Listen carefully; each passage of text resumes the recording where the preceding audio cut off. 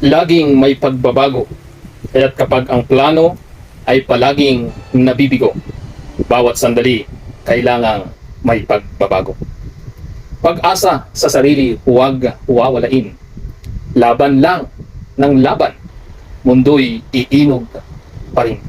Maaring bukas o makalawa, resultang hinahanap ay mararating na. Buhok na mahaba, pinaputulan na.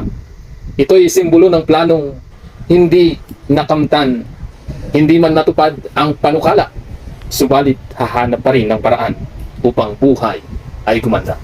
Tatahakin lahat, kahit anuman yan, basta't kaya.